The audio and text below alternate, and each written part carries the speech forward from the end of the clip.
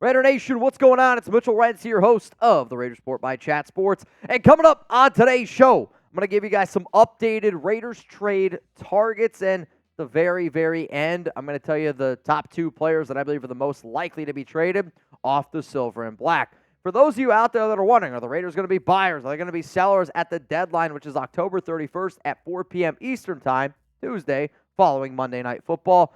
By all indications and all reports, it sounds like that the Raiders are going to be buyers because according to Diana Rossini, she says that the Raiders, if they don't start winning, Josh McDaniels might be in a little bit of trouble, and he could be on his way out because, according to reports, he is in win-now mode, which I know might surprise some people out there, but when you're in win-now mode and you're expected to win, that means the team's going to be aggressive, which is why you're seeing trade targets on today's show.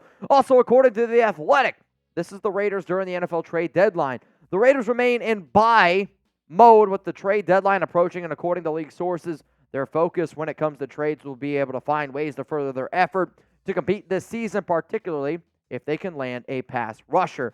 So coming up here on the show, I'm going to tell you some outside linebackers, edges that I'm targeting. What I decided to do over the last, I'll say, 48 hours is reach out to some people that cover these teams and ask you, hey, who's the player on your team that you think could most likely be dealt? Ask for a few different names, so you're going to see some new names popping up here on today's show. Now, one thing that I definitely know, if the Raiders make a trade, we will go live during the NFL trade deadline on Tuesday.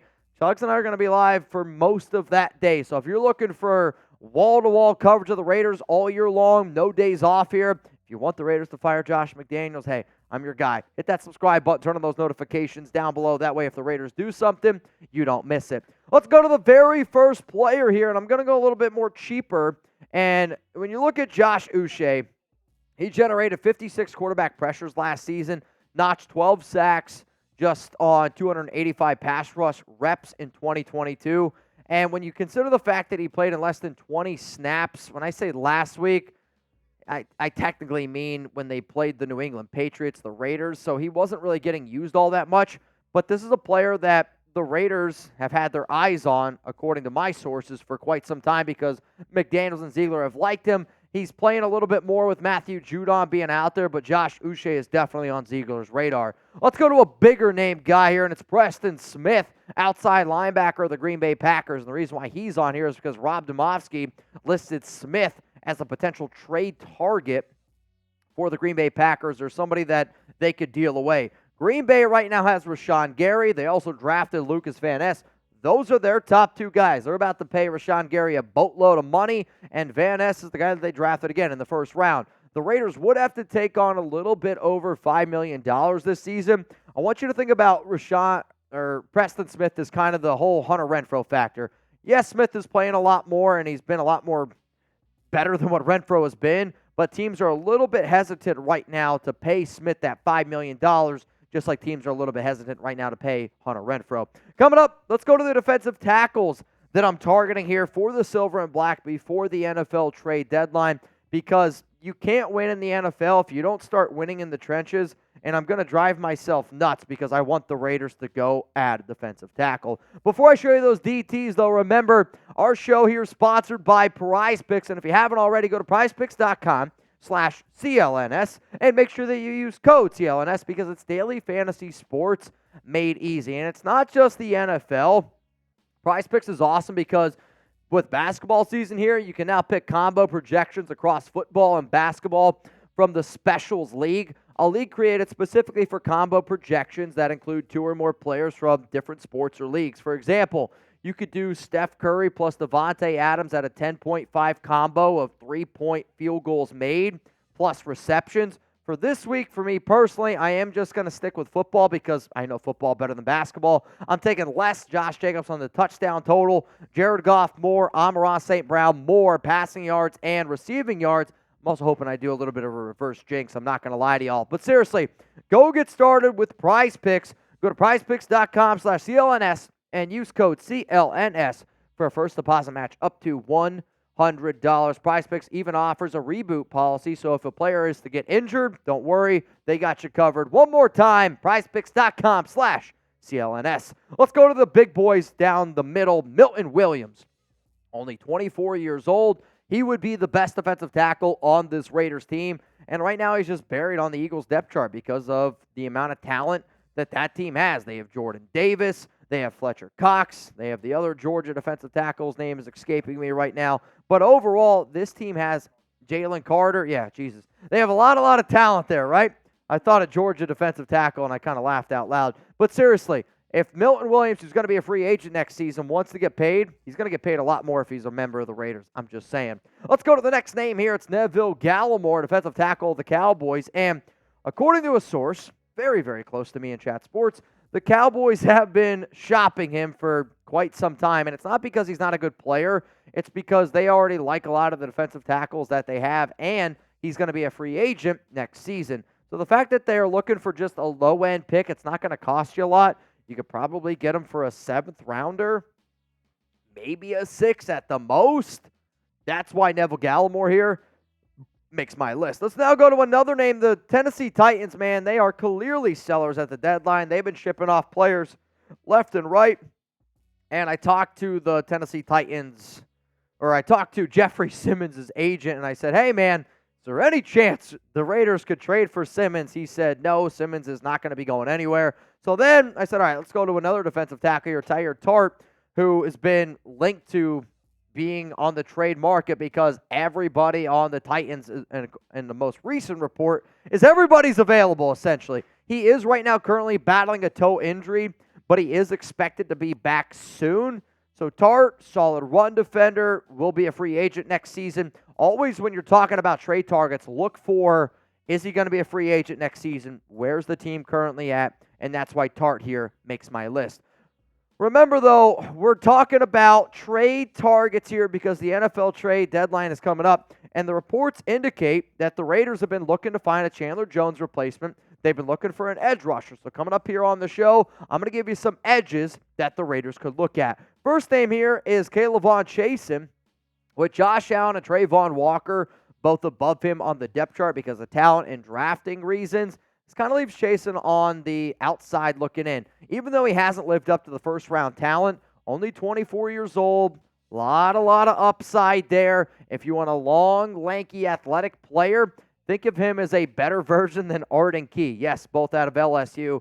But for the Raiders here, you don't want to break the bank. If you just want to give up a 6th, 7th-round pick, I do think Chaisson is a guy to keep in mind. Speaking of 6th or 7th-round pick, Carl Lawson, I really truly believe if a deal ends up going down, it's going to look a lot like the Randy Gregory deal because Lawson, he reworked his deal earlier this season, and anytime you see a player rework his deal, it should indicate a little bit like, all right, something's going on here. Jermaine Johnson and Bryce Huff make Lawson the odd man out, and Lawson's been a healthy scratch from the New York Jets, so the fact that he's a healthy scratch, that also tells me that they don't want him to get injured.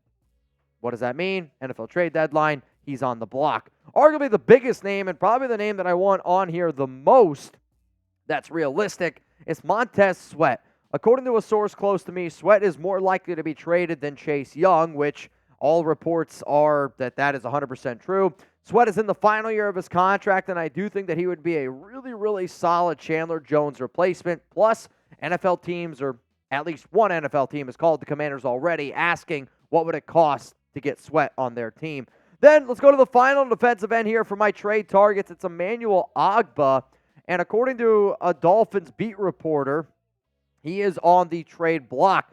Miami is committed to Bradley Chubb and Jalen Phillips. They traded for Bradley Chubb last season, and Jalen Phillips they drafted in the first round last year. So Ogbah, even though he's been outplayed by Andrew Van Ginkel, he does have a hefty paycheck, but because he's been outplayed by Andrew Van Ginkel, does make me wonder if it won't cost as much as what the Dolphins might think. Maybe a 4th-round pick is enough to get it done. Some people say it's going to be more. Some people it's going to be less. But, hey, if he's going to be a free agent next season, you know you're not going to get him back, definitely somebody to keep in mind. So to go down to the comment section right now, and I want you to name a player that the Raiders should trade for. I have a pretty good inkling that most of y'all are going to say some of the names that I'm going to show on screen here next. But I got to know. I want you to name a player that the Raiders should trade for. Here's some big names to watch, and the reason why I didn't put them here is because I don't see the Raiders trading for Brian Burns. I don't see the Raiders trading for Danielle Hunter. A source close to me that's really connected with the Vikings doesn't think that the Vikings trade Hunter after their big win against the San Francisco 49ers. Leonard Williams, I don't know how likely that one is anymore, especially if the Giants get a win this week against the New York Jets. And then Jonathan Allen. Jonathan Allen is clearly not happy with the Commanders. There's a lot of BS going around. Allen is a very, very sneaky name to just keep an eye on, which then means coming up, one more thing, the Raiders trade candidates. I'm going to talk about 3 players. Think of this as almost 2 truths and a lie.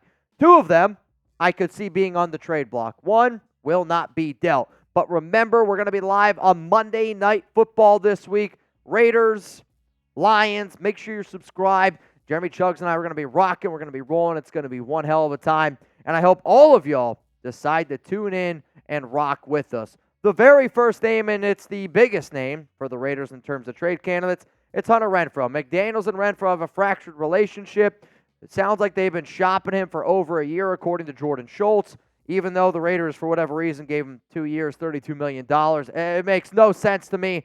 But for whatever reason, McDaniels and Renfrow, they do not get along, and Renfrow is the number 1 player most likely to get traded at the deadline. Let's go to another name here. It's Josh Jacobs. I talked to a source close to the Raiders that said it's not impossible that the Raiders trade away Jacobs. Yes, this team is in win-now mode, but what they are doing offensively currently, they're not utilizing Jacobs very well, and I don't know if that's going to change. So if you're able to get a third-round pick for Jacobs, I was told if the Raiders were offered a third-round pick for Jacobs, they would trade him. That tells you where they're at right now with this current offense. Then the last name is this, Davante Adams. They will not trade him. I've been trying to tell y'all for a long, long time. It's not going to happen. Not going to happen.